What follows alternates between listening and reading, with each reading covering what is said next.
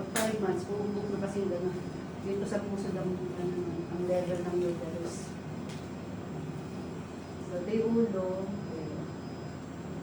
katawan, tapos legs. Okay? So, ulo muna tayo.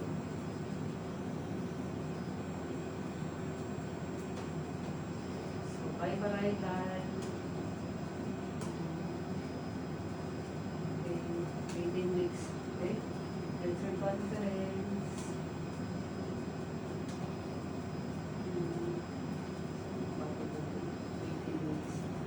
So, tayo sa tiyan.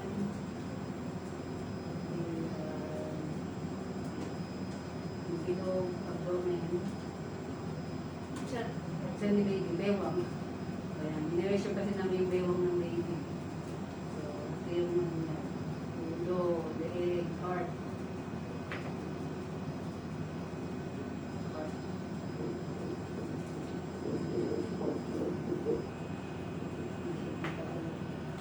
Dito naman ako eh. Magaling siya, mawala.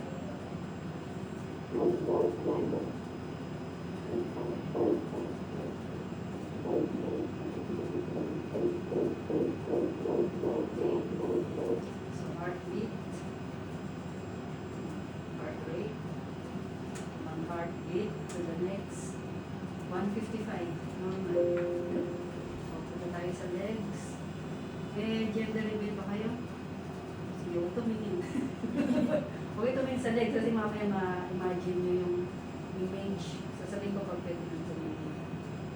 So, imagine ko lang. Ayan, kasi.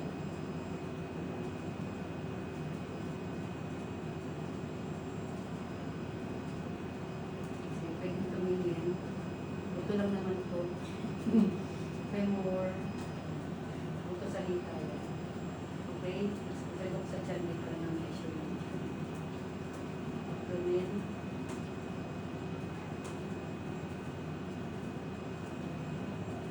So, yung timbang ni baby mo, 370 grams na. So, normal yun sa age niya. Yan, 18 and 6. 370 grams. Normal. Tubig. Lahat ng itit na nakikita nyo. Water ng baby. Kasi ito, placenta. So, gender na. Titignan ko kung bakit ba.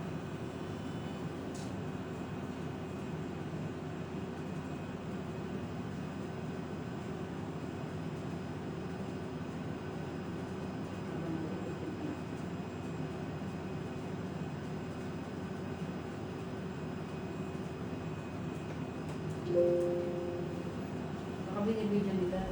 Kaya ako yung nanonood.